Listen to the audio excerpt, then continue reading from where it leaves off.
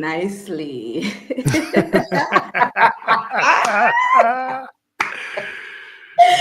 Oh my goodness, what a blessing, what a privilege.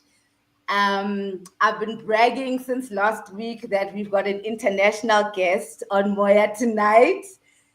Dumelang Avi. Hey, Dumelama, I may look international, but I'm local.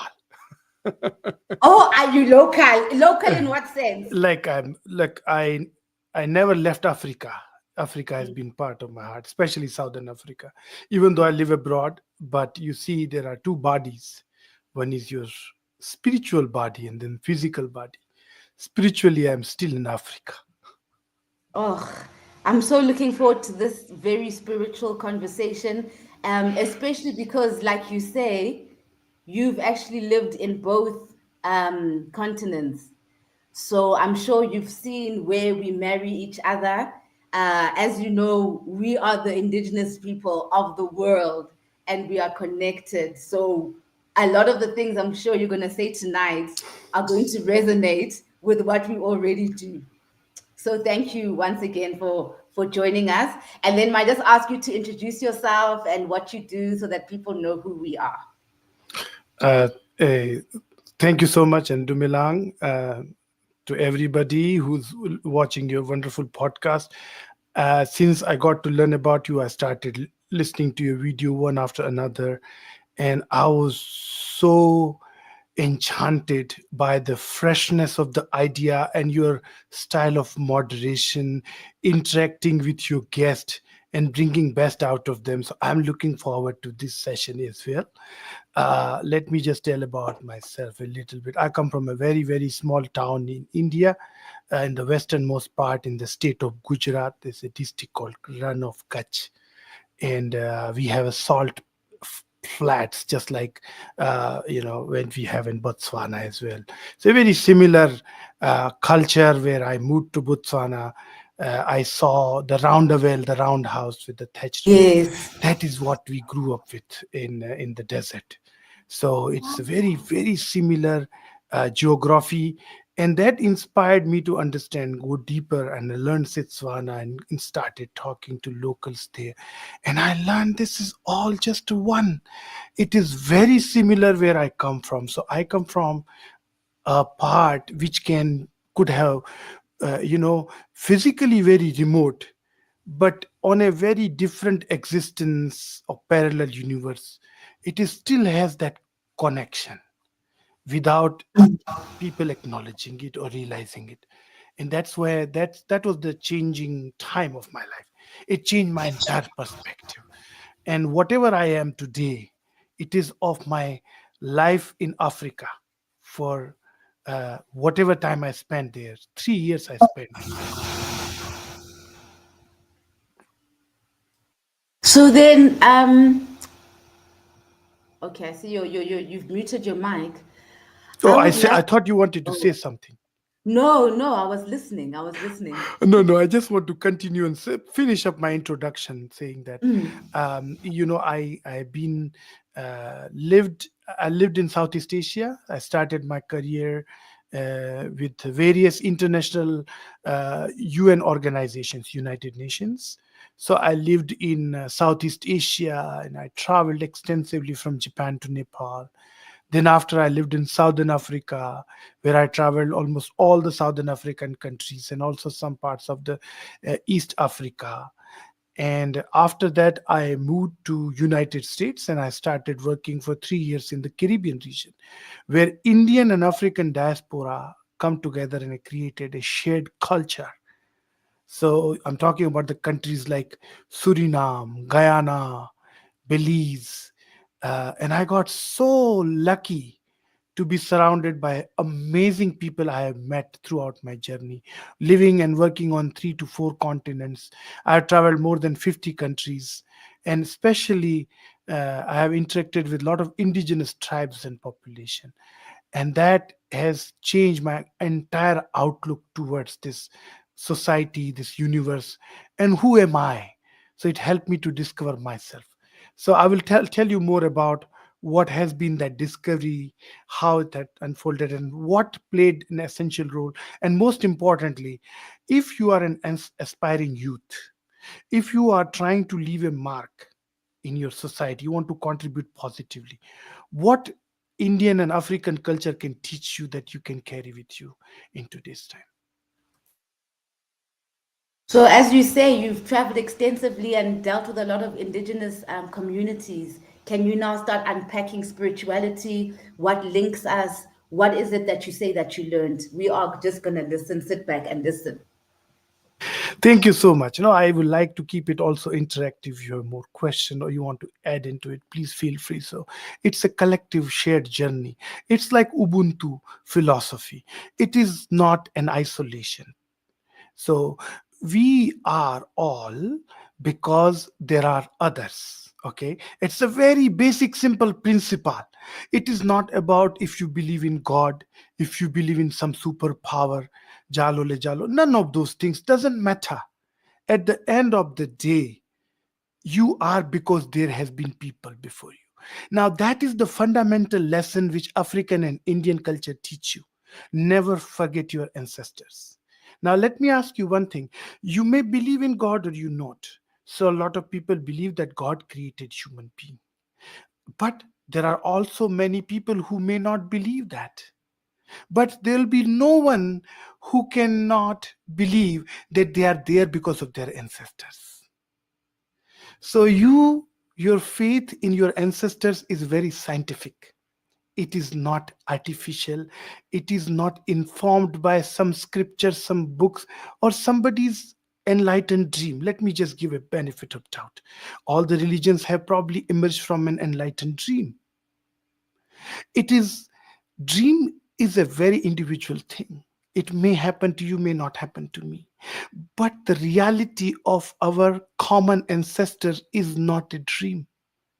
It is the reality that we want to believe it as a dream, because it is hard to trace back who was our ancestor. And therefore, we try to keep creating new stories that no, no, no, no, no. There has to be even bigger than this entity like God, like Allah, like Yuawa, like we can say the names Jalo le Jalo, right? Because it is easy for us to explain who we are. And that is something which I learned in Africa, that you have to forget yourself to discover yourself. And that is also Indian philosophy teaches you. Indian philosophy, especially Hindu Sanatan Darshan, teaches you when you go into meditation, you are not going to achieve anything. You're going to lose yourself. So when you lose yourself, meaning when you lose your ego, then you go beyond virtues and sin. This entire society is being guided by monotheistic principle, where there are virtues and there are sins. There are punishment for sins and there are benefits for virtues. You cannot get out of this cycle. It's like day and night. It is like joy and sorrow. Without sorrow, there is no fun in joy. And when joy comes, the fear of sorrow keeps you keep going and celebrating more of a joy. So you are stuck into this vicious circle which you are never gonna come out of it. The what makes you realize that you can go beyond it when you conquer your own ego, yourself. Now you are just being. Now you are not trying to be something. Now you are who you are. And deep down, if you look at to African tribal culture and their values, is that I'm at the moment. Majority of our tribal people are doing activities to remain in the moment. Now, remaining in the moment, as they call nowadays mindfulness, it is natural to us. Now, I'll tell you how it is natural to us. In Hinduism, right now, there is a biggest festival is going on. It's called Kumbh Mela. It's a human gathering. 200 to 400 million people are going to gather at one spot in the next 45 days, and they all gonna bathe into that auspicious river, because celestial arrangement in the sky is such that if you bathe into that water, it kind of gives you more purpose to life and purifies your actions. How? There may be a belief that this can take away your sins, all sorts of stories, no matter what. But the point here is, when you go into the water and close your nose and try to get yourself submerged, what happens to you? You are in the ultimate state of mindfulness. In that moment, you're not thinking about past, not thinking about your future, not thinking about your joy, not thinking of your sorrow. When you are yourself submerging into water and coming out of it, you are aware of your breath, your body, your mind. Now think about it. When millions and millions people do this exercise all together, what does it create? It creates a aura of positive energy of love. Why? Because that's the natural instinct of human being. We want to be in love. We want to give love. We want to receive love. It is our entire objective. All the other things that we have created through this worldly knowledge, what education system teaches us, no, you can only be happy when you have so much of so wealth, or you can only be happy when few people tell and come and tell you, oh, you look very happy, you must be happy. It liberates you from all those thoughts and ideas. So we Indian and African people and a lot of other tribes in the world who live with the nature in the harmony are essentially practicing mindfulness, which is nothing but a sheer pure love, without any expectation, without any desire or even thinking of reciprocity. And a lot of world has changed because of colonization, media, advertisement. But if there is one place still left in this world untouched from all this influence, is our motherland. Motherland, what we call right now the African continent, and especially Southern Africa, which has gone through so much bloody history of conquest and war and colonization, yet it has not stopped jumping on the drum. The moment you hit the drum, there are two type of people who would start dancing. One is Indian people and others African people. Why? Because that is how we resonate the sound of the eternity. We call it Nad Brahma, the sound, the eternity who manifests itself through the sound, because that has been our primordial experience when we are in the mother's womb. The first thing we got awareness of us being is the mother's heartbeat, which is the essence of all our music. It is not any religion who is going to teach us. We sit down together, close our eyes, go inwards, deep focus on your breathing.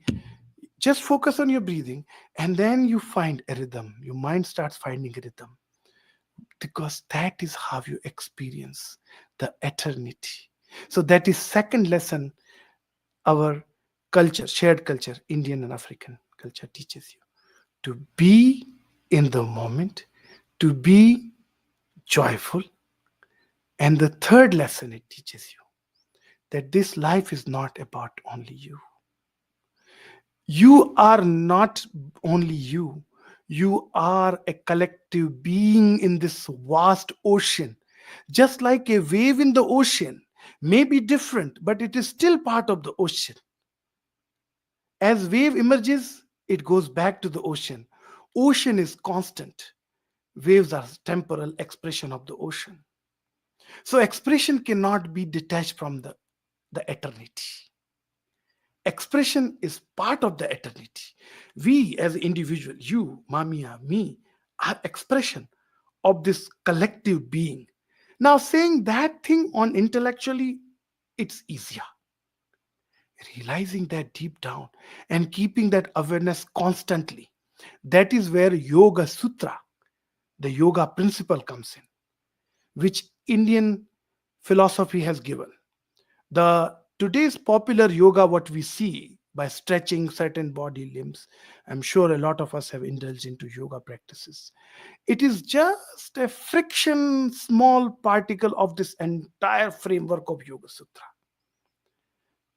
Because Yoga Sutra allows us to realize our own potential and realize up to the extent where you and potential, they both merge and become one. There is nothing separate. You and eternity are one. With that awareness, each and every plant is your own expression. Just like the baobab tree has been the eternal being with us. You give a hug to baobab tree and it recharges you because you are meeting yourself. And the moment you start sharing love with everybody around you without making an effort, you are in your truer self. That is what African and Indian culture teaches you, to remain in the harmony with the nature. Don't think that you are on the top of food chain and you are the king. You can see that you go to Tautona, you see you go to president, or you go to a lion. You go to president, he you can hurt his ego. You can, say, hey Mona, how are you? Hey, president will respond. You go to lion, say something, doesn't care, doesn't care. How can you be the top of the lion? Lion is even the bigger than you. When you look at the lion, you honk your car, he's sitting on the road, it will not move. I come from the lion district. Gujarat state, where I come from, has the only lion population, Asiatic lion population in the world. After Africa, if there's anywhere lions found, is in my state. And I ran into them many times. They make you realize you are nowhere top of the food chain. And second realization comes to you that a lot of people forget. You sit in a plane. You sit in a plane, you are on the you go through the security, you have done seat belt, jalo le jalo, everything, this announcement, you do that, do's, don'ts, food is coming or not, when I'm doing, turn off your mobile phone, all of these things. And 5 minutes later, plane starts flying up in the sky. You look down from the window, you don't see any human being. You don't see any human creation. You are insignificant in your own atmosphere.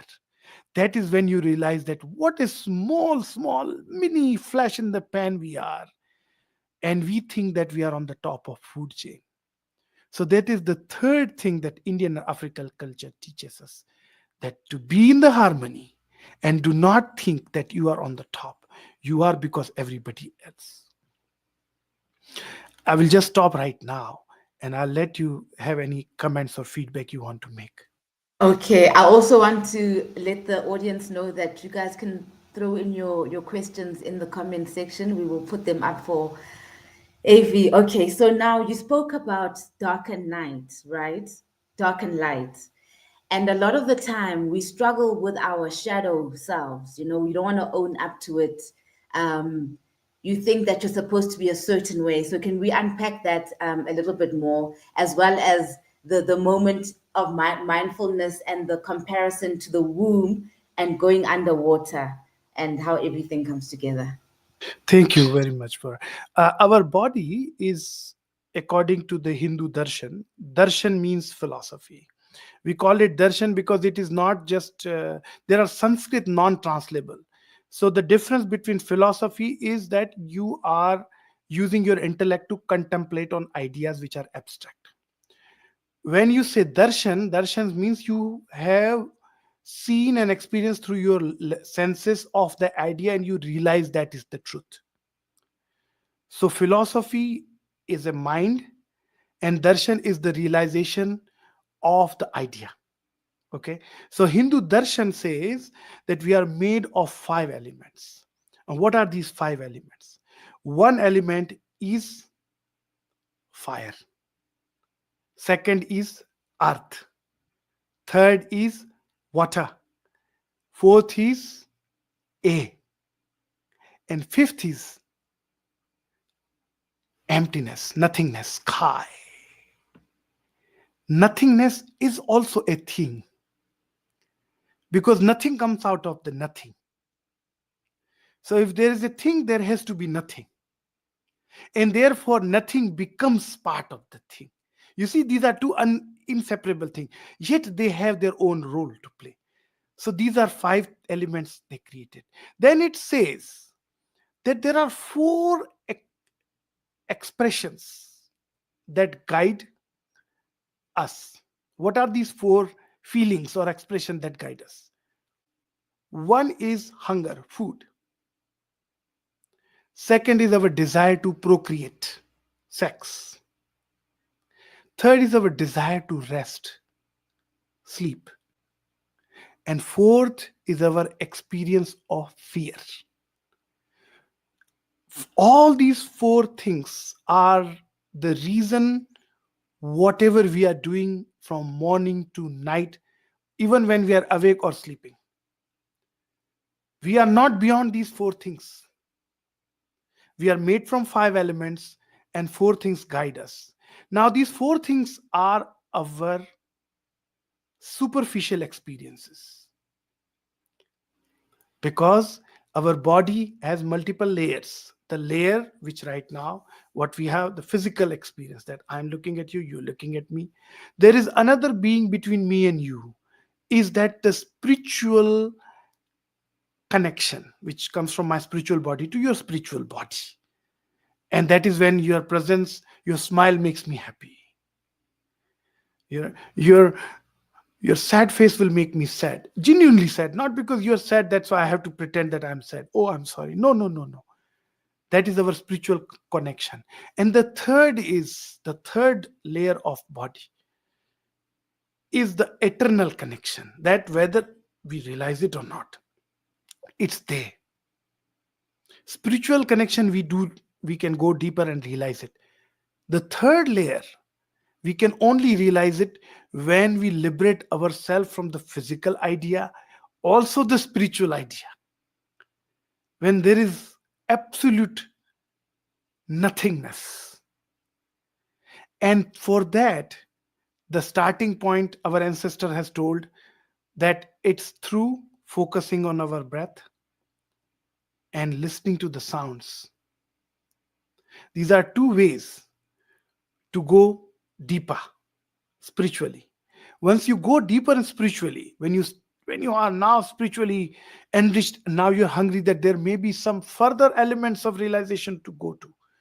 That is when you need master, a guru, a teacher who has gone to that path, but who's waiting here for you to come and ask that question, so can also lead you there. So these are the three beings we achieve through these five elements. Experience of these five elements, separating it down in your body through complete contemplation and complete negation. When I say negation, means when you sit in the meditation with me, and if I say focus on your breathing, and you focus on your breathing, as you may notice, one side of nostril breathes more than the other side. Okay, so in Hindu darshan we call it's the sun side, which is right side, and moon side is the left side. With the sun side activity, if I want to make a presentation, if I want people to convince what I'm saying, if I want to be best of my abilities, I have to only do it when my sun side nostril is activated, because I will be more effective. But if I want to absorb something in my body, say for example, I want to listen to a nice discourse, I want to eat some good food, I want to observe my thoughts without speaking one word, that is where my left side nostril should be activated, because that is where I'm absorbing. On the right side I'm expressing, on the left side I'm absorbing. Now when you start focusing on that, you are negating yourself being anything else. So I'm sitting right now in my meditation and I'm focusing on my breathing. When I'm on my breathing, I'm not my hands, I'm not my shoulders, I'm not my back, I'm just my nostril. So I'm gradually withdrawing myself from all other awareness. Because if I ask you question, Mamia, who you are, who you are, it's such a simple question. But is that simple question? Will you be able to say one word or answer that who I am? That one question has a secret of realizing, as loosely we call it, God. That is what Hindu darshan tells you. If you want to realize God, what the godliness is, godliness, loosely speaking, is grandliness, the eternity, the ultimate truth. It starts from this first question: who am I? Who am I? Who am I? And then when you start answering it, I'm body. Am I just the body? No, I'm not just the body. Negate it. I'm my intellect. Am I just an intellect? No, I am not my intellect. Negate it. I am collective of these two. Am I collective of these two? Yes, but no, I'm more than that. I am also the outcome of this environment. I'm also the outcome of this ancestral lineage. I'm also the outcome of some accidents, incidents, the things which shaped me, the things which destroyed me, the things we have constructed myself in. I'm a grand play of the cosmos. So I'm not by myself.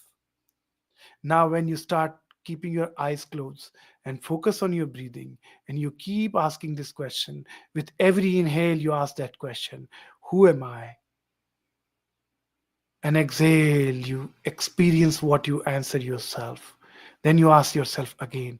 You reach to a state of ultimate mindfulness. Now you are with your complete focus on one single point. You are not driven by anything external or urges. Now your mind is not thoughtless, but your thoughts have stopped running. And you notice that whenever we think, it's only two types of thoughts we think: either of future or of the past. We are never in the present. Within those thoughts, either we are thinking of future or of thinking of past. We are also thinking of extremes, pleasureful moments of the past, painful moments of the past. And then, based on those experiences, we project our future. We say, now I want to think of the most pleasureful moment to achieve. When I'm going to do that? Last time, nice, I went to eat some delicious meal. That was so delicious food in Josie. I enjoyed eating myself. I miss Nando's, so I'll think about Nando's. Those Nando's burger, I miss it so much. I wish when I will go back to Johannesburg in America, it's not the same. I'm thinking about that experience and projecting in my future. And mark my word, whatever you project, you go get there, because your mind and your body gets the signal. Your entire body cell has a brain, and it gives a signal that that is what you need to achieve. So that's what they say: the thought has a power. When you negate your thought, when you stop throwing your mind away from your awareness, who you are, that is when the mind says, now I have left nothing else to do, not to think of past, not to future. Now I want to go deeper and deeper of your awareness, who you are. So your conscious mind leads you to subconscious mind. In subconscious mind, you start feeling and realizing the ideas and the thoughts that have made you who you are. And those things which has created who you are now in front of you, not in back of you. You go beyond those thoughts. You realize that you are just beyond your body. It is not your body, it's not your mind. You're part of this space which is around you. You are in that bird, you are in that flower, you are in that soil, you are in that dirt, you are in every disgusting thing, and you are the most beautiful thing. So, this desire to eliminate bad in order to establish good, this lust, it's not desire, it's a lust, that disappears. Now you know what you should be doing and what you shouldn't. Without any guiding book, any religious scripture telling you that you need to control yourself, that you cannot keep eating and eating and eating food and killing and harming animals. If you want to live this life happily, you do not have to hurt anybody else. That is when you realize that your true guiding compass is within you. It is not external. External things will always make you lose the focus on yourself. And you are working for somebody else's project. You will never win that game. That is what our darshan, our experience, our lived experience, our ancestors teaches us. So what we did before the whole colonization start, so-called modernity start, what did we do? What did we do? We went into the nature. We invoked the nature. We remembered our ancestors. And what did we do? We sang and danced and felt oneness. Did we pick up the gun or swords to colonize anybody because they don't believe in our God? Did we go around and say, "You don't believe in my tree? That's why I will chop your head"? Did we go around and doing that? We did not, because we were so content. It didn't bother to us who is doing what. And I think this world, which is going through so much of trauma, needs healing. Healing only comes from your grandmother's house and grandfather's house. And Africa is our great, great, great, great grandparents' home. The energy there, the message there is for world to take. And Hindu darshan, the Indian darshan, India was part of the Africa as well, by the way. The tectonic plate story you must have heard, and it slammed into Himalaya. And look at this, what it had created. The Asian and African culture inherently wants two things a human being to do. These are the motherland of civilizations, by the way. Be with one yourself, live in the harmony with nature, and never ever forget your ancestors. Because your ancestors teach you that you are not only for yourself, you are also here for the people before you and people after you. So your existential crisis, which a lot of youth, including myself, gone through, who am I and what am I doing here? It answer is very simple. You are here because of your ancestor. And what you are doing here, you also are going to become an ancestor of somebody else. So better choose your ancestorhood. What kind of legacy you want to leave after you? You're not here just for yourself. I'll stop now. If you have any comments or feedback. So there is a question here by Victor Shongwe. He says, "Can you kindly explain narcissistic personality disorder in relation to mindfulness?" Yeah, narcissistic personality disorder is a mental ailment, um, and mindfulness can be one of the cure to that. But there is no connection between it. Now, narcissistic personality disorder is actually in almost all of us right now. Okay, I mean, so a person with the narcissistic personality disorder, whatever they will pick up, it will turn in that thing for themselves. If they pick up, if they are growing plant, it is not about the plant, it is about themselves. They are growing the plant. And mindfulness tells you that you are not who you think you are. So you are not doing anything here.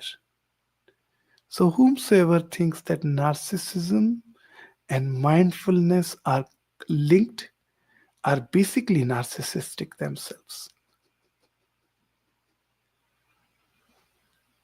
I'm so glad that you mentioned that narcissistic disorder is in all of us, because often you'll be reading all the traits and then you're like, oh my God, but I'm sometimes like that.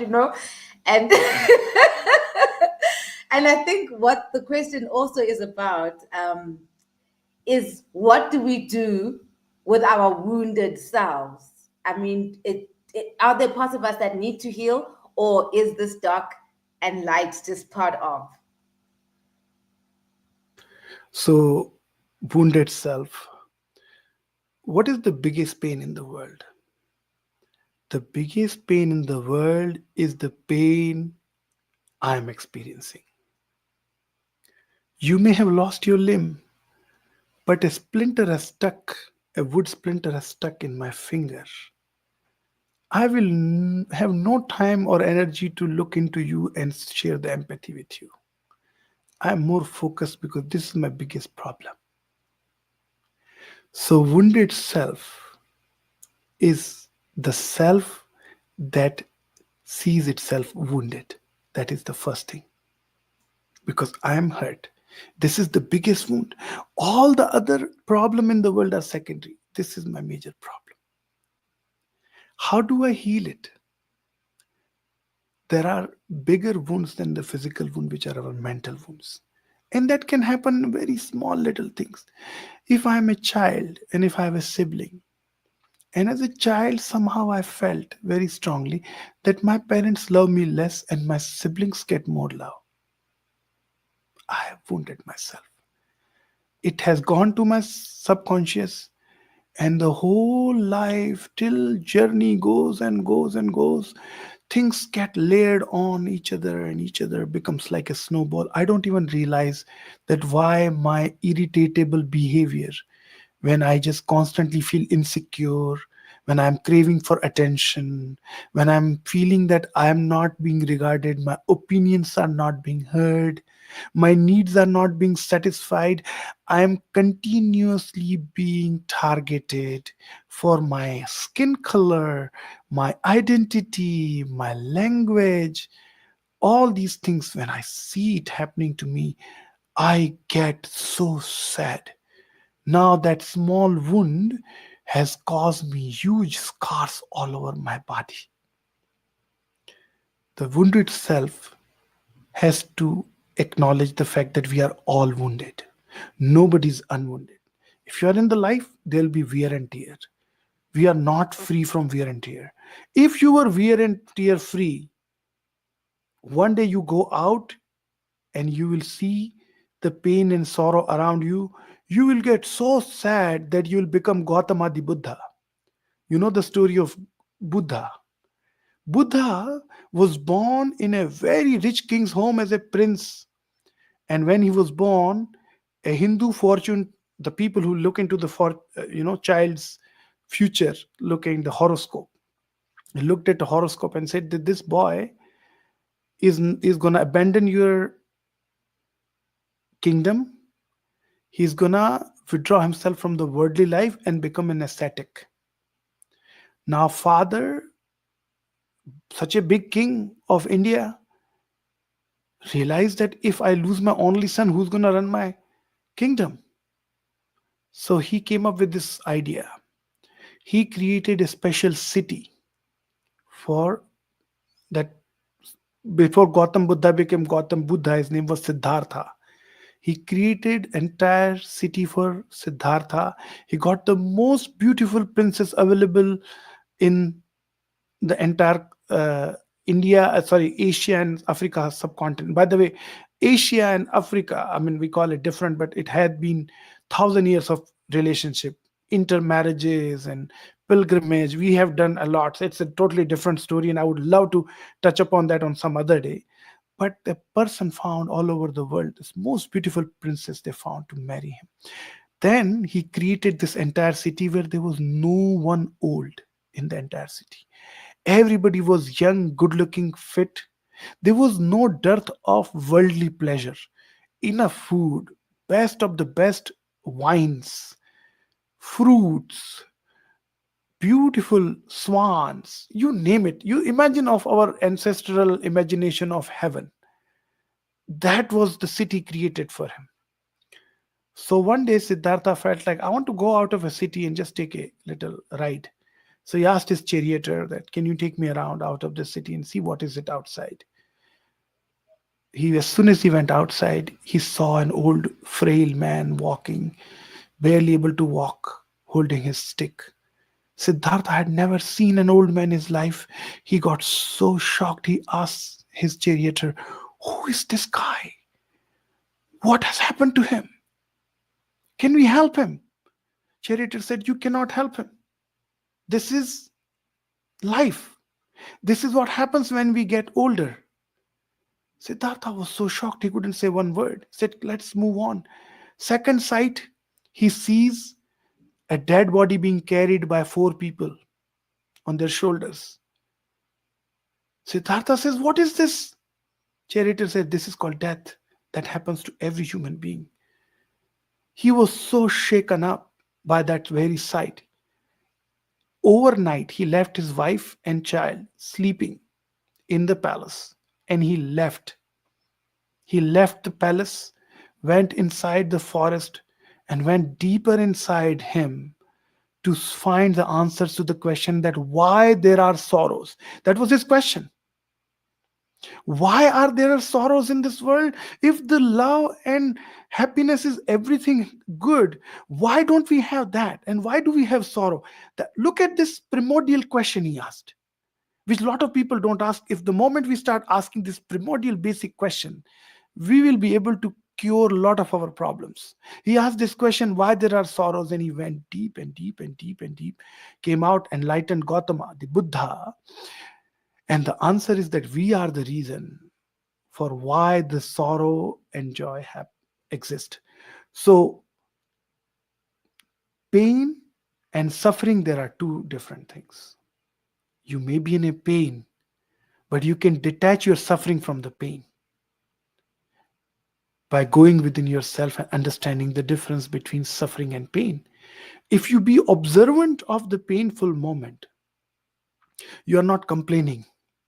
You're not saying, why pain to me? Why there is no pain to somebody else? Why me? I go to church every Sunday. I take care of my family members, my neighbor, all the good things being told to me by scriptures I follow. Yet, why the God or nature is not fair to me?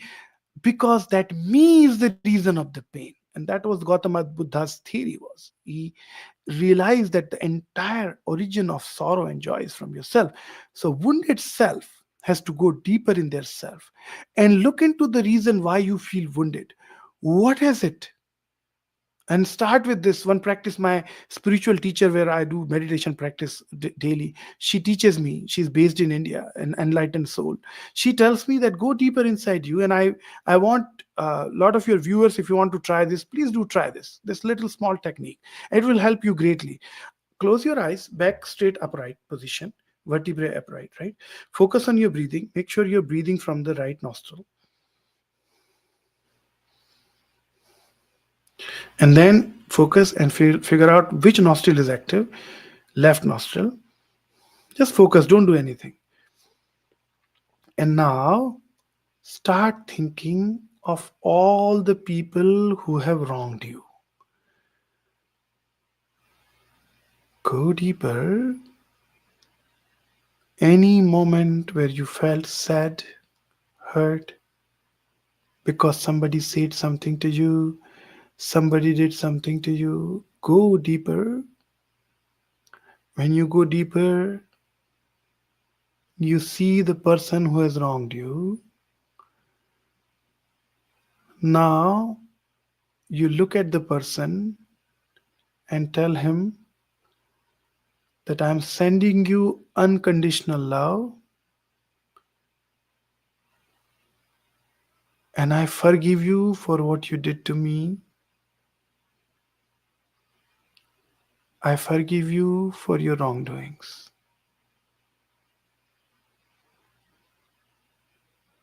And release your painful memory. Now your painful memory has found a closure. This painful memory is no more a painful memory. It was painful,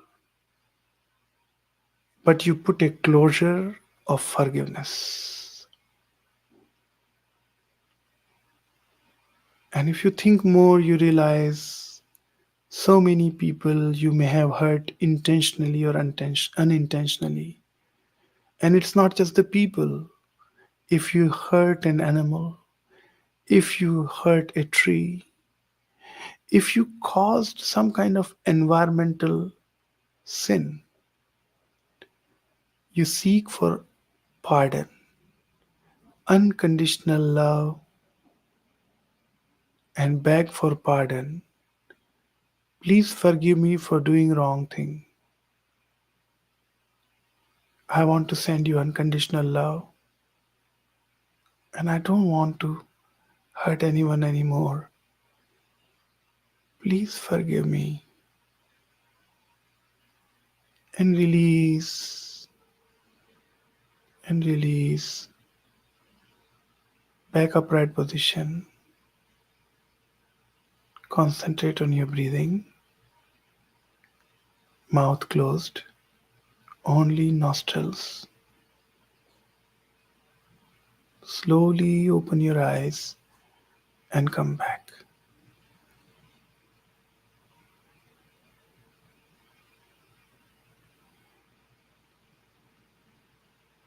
So this is one of the example. If you want to heal yourself from past wounds, and this is not just one way street, you have to also think and remember whom you may have caused harm or hurt, and send them unconditional love. Seek for forgiveness. Don't go in that person's face and seek forgiveness, because there may be retributions. Who knows? It's better to do while you're in meditation. And now, if you make this a regular habit, eventually you'll be able to conquer the suffering. Now, the pain is there. Pain you cannot take. It's not in your hand to get pained. What is in our control is to detach suffering from the pain. And that is what we should be trying to do it. It is not in somebody else. Nobody can liberate you from your sins. Nobody else. It's only yourself. Whomsoever you consider it's somebody else is not somebody else, it's you. It is your own projection on everything around you exists. So when you start working on yourself, everything else starts working around you. Say, long answer to your short question. Whew. Hectic, heavy things are happening here. So, we cannot get into this realm without going into grief, then, because the highest form of pain, I think, for us humans is grief and how we deal with the loved ones we've lost. Can we go into that corner?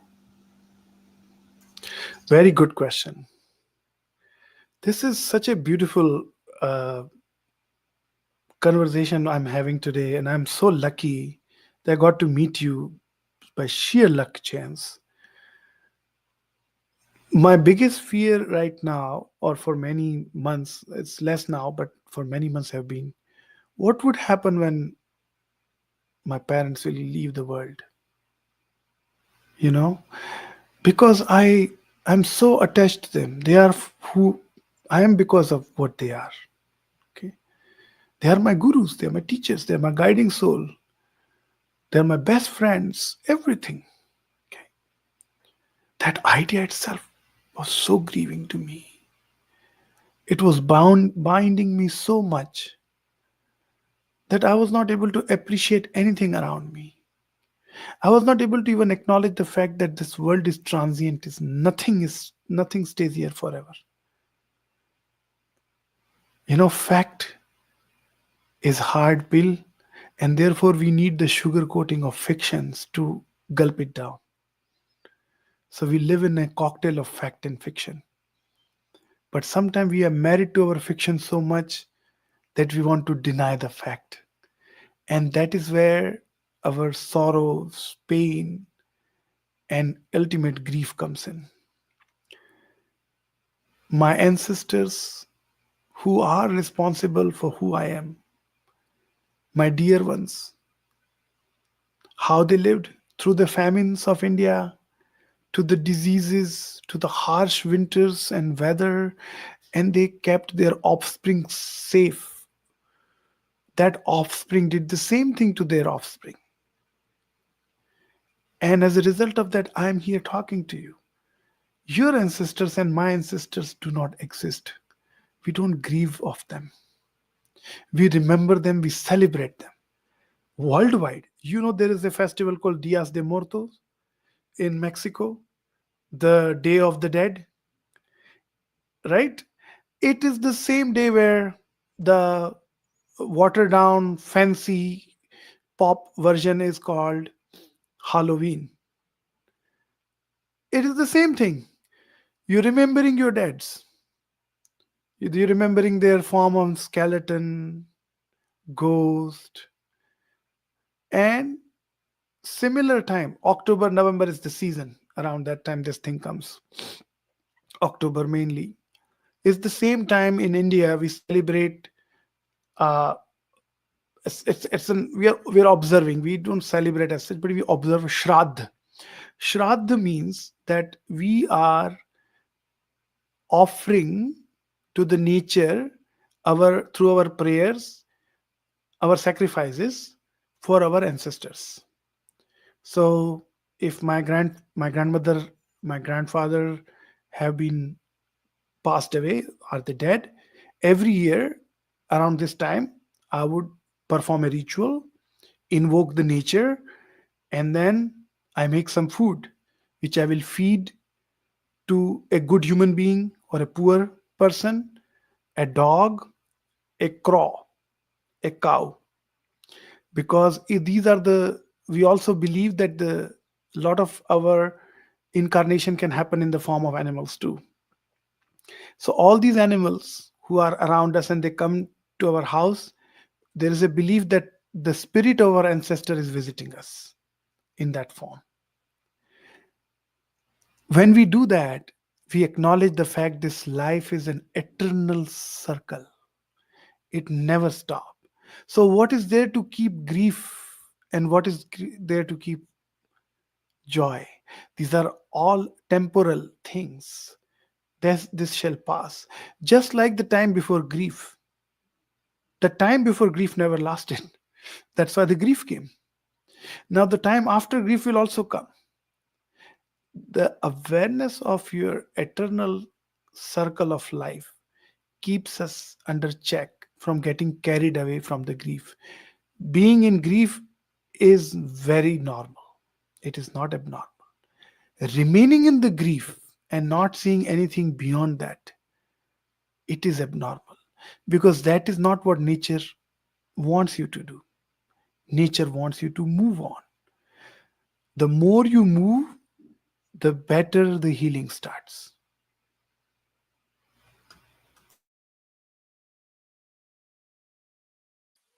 Ooh, ooh, ooh, ooh. Gosh, yo. So then, what is it that makes us hang on to the darkness more than we would hang on to the lightness? Why are we addicted to the pain? We are attracted to pain because we are fascinated by fear. The fear is such a fascinating thing that makes us do things which we even don't want. We have learned how to run away from the fear, but we have yet to learn one more lesson which our ancestors taught us: how to conquer the fear. Acknowledge that I can be harmed, but don't get impeded by that. Don't get paralyzed by that. So, the darkness, our constant being in darkness, is our fear of getting in the most dark, unsavory, unfavorable circumstances. Because whatever we fear, we are obsessed by it. And we are constantly getting succumbed into it. Fear is yet another energy. It is not so different, it's very neutral. The thing that causes you joy is the same thing causes you fear. It's the same thing, yet we choose to remain in one side and not the another because we are scared, and whatever we are scared of, we latch on it.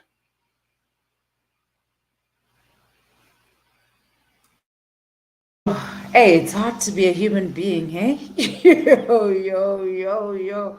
Okay, I see there's a question here by Victor again asking, is there any relationship between socio-economic class consciousness and mindfulness? Hmm. Uh, well, simple answer is the mindfulness will liberate you from all sorts of classes. You are your own class. The most classy state in this time and world to be to remain in your own class. I wrote a poem when I was inspired the African spirit, and one of the line of the poem read, I am like that African man who never breaks his mirth, like the baobab tree who never leaves his earth. Deep down, African spirit teaches you to remain classy because you are your own class. When you walk in the rhythm, you don't care. And that's why we created the beautiful music in Africa. Enchanting colors, style, swag, the celebration of life. It just moves my bone when I even describe when I'm in that time in Khotla where there is a drum being played, songs being sung, people are dancing. We are our own class. So mindfulness liberates you from this construct, which also very interestingly, right? This entire political, social, economic debate are important to have, but at what cost they are having. We have to understand. Are we becoming one more sample number for somebody else to prove their theory or political agenda? We have to be very mindful about it. So we should, as much as they want us to club into a class, are they dumbing us down by making us a crowd where our entire agency of thinking independently beyond class and crowd is hampered because somebody who imposes their wisdom on us wants us to forget who I am, but remember what they want us to do. And therefore, mindfulness is the ultimate liberator. And then earlier on, we talked about love and the state of love and love being the ultimate. Now I want to figure out, right? There are all these social constructs that we've created, like marriage, and if we're saying that love is the ultimate emotion, so why do we have to be married to one person?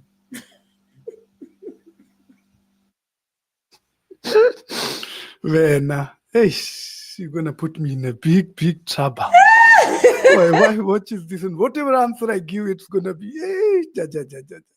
Big matata for me. Eish. Now let me say that everything what we love, if it is binding us, it's a marriage. Everything that we love, it frees us up, gives us a experience of freedom, feeling free. That is the sheer love beyond marriage. So education binds us. But what is the education's objective? To free us from lack of knowledge. Similarly, marriages bind us. It's a guaranteed love. Let me just say that. Marriages plainly speaking, is a is a guarantee of love. And love is not only about being consuming. That means if I love something, I keep looking at. If I love something, I keep eating it, whether that thing likes to be eaten or not. Right? It's the same thing. Right? Now, don't take this in a literal sense, because it can be multiple meanings. I understand that. Hey, but point here is when there is hey, ke kopa ho ja, hey, Ke batla ho tseba ka polygamy na hore why tshwantse motho a rate motho one at a time. Re tseba hore lerato it's just such a free flowing thing. and I think that is what it is. That's why the relationship I created in Africa are so close to my heart. Even I left the continent more than 10 years ago now, because those love was not binding. It was freeing me up. So if you want to be in a very free, loving society, first you need to free yourself from your desires. You see, you cannot be constantly looking for, desires, chasing one desire after another, and Hits. forgetting your health, everybody Yes. else. You see what is happening. My love is alcohol. Oh my god, I love alcohol. I drink chibuku day and night. What is the implication of that on my family, on my health? Is that a love? No, it's not love, it's your lust. So liberate yourself from the lust. Whatever will remain, that will be love. And love will never be binding. Love cannot be binding. All these marriages or even home is a construct. Why do we have to live in the home? Our ancestors never lived in one place, and they lived happily. They ate the variety of food. They ate berries, they ate all sorts of leaves and animal and hey, game meat, pure game meat, right? So house is also binding. Just like they say, Noel Harari says that human being thought that they domesticated wheat, but it was wheat who domesticated human being. Because if we had not discovered how to cultivate wheat, we wouldn't have gone into agriculture. And if we wouldn't have done agriculture, we wouldn't have created society which will have a structure, which will have a hierarchy, will be role of man is different than women, or people who are born in certain homes will have more privilege than other. All these things are result of our desire to bind things and deny the eternal nature of trans of dynamicism, transcending, transitioning. So to answer your question is that, do you have to be in marriage? Absolutely not. But be in your marriage. When you are in love with somebody, you're already in the marriage, because you are inseparable with that.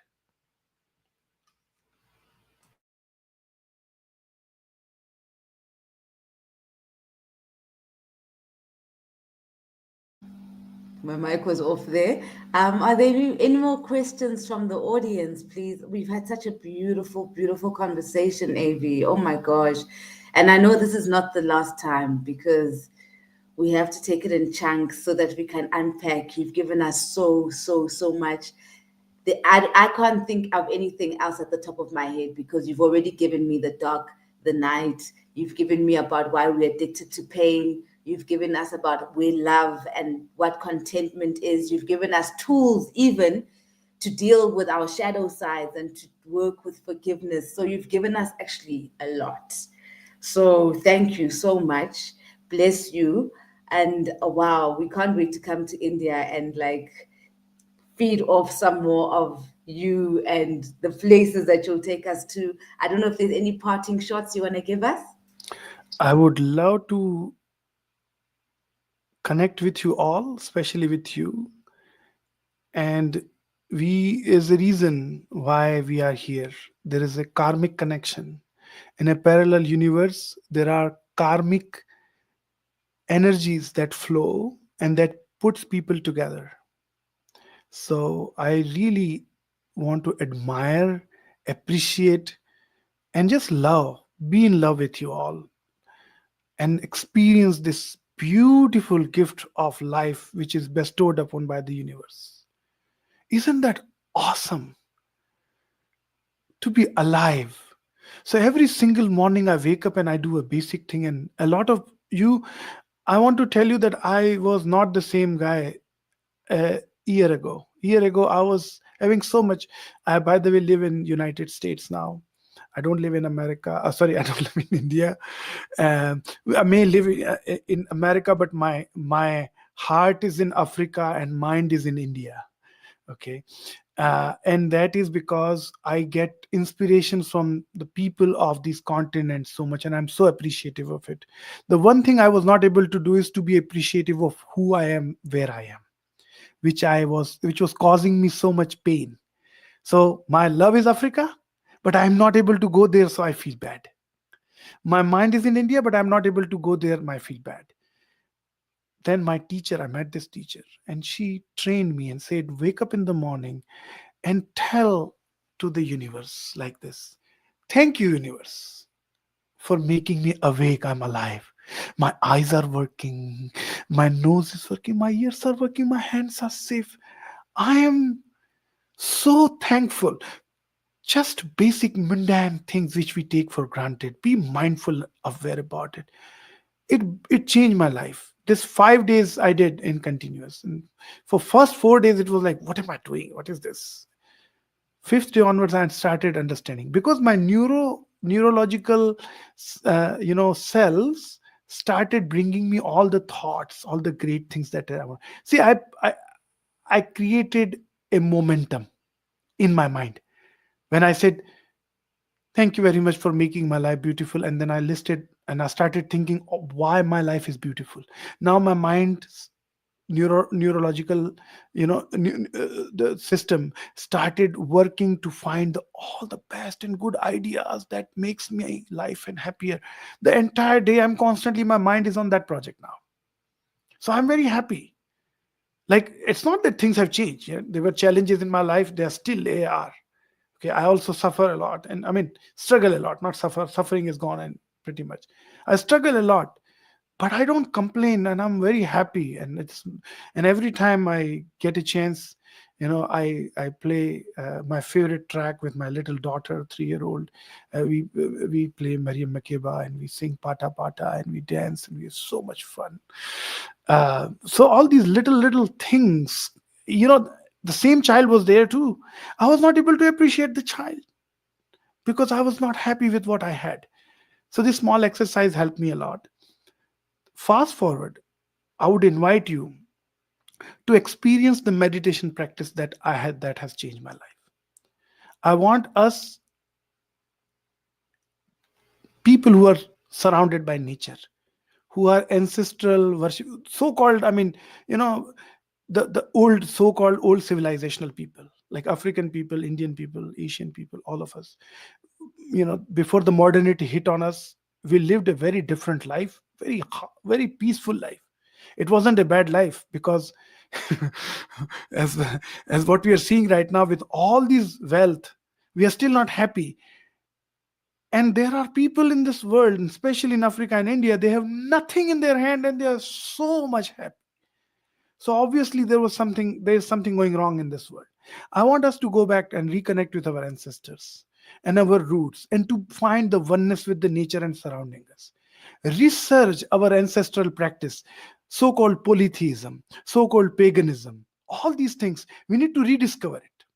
We need to go back to our original sources, that who we were before we got colonized by monotheistic faiths, where there is one god who's like so obsessed by you, whom you are having sex with, to make a note, oh, you had sex with so and so, now I'm gonna punish you in hell.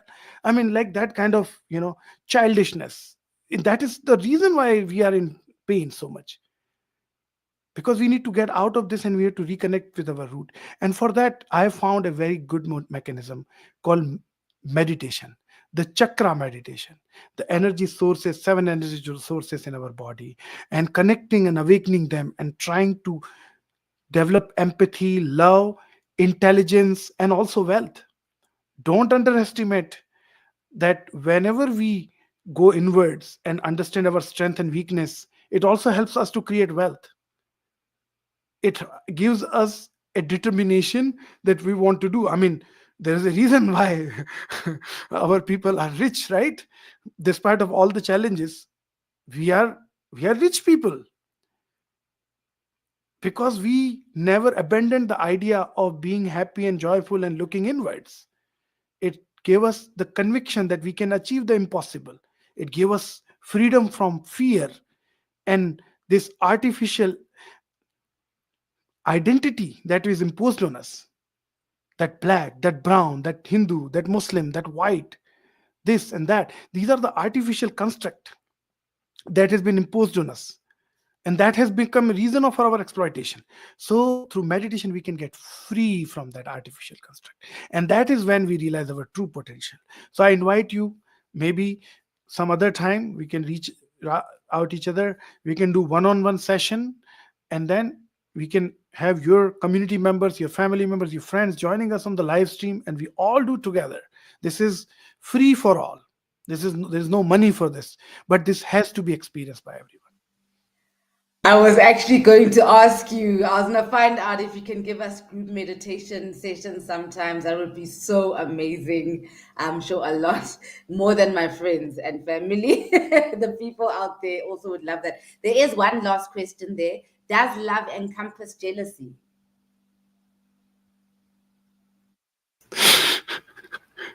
It's a very good question.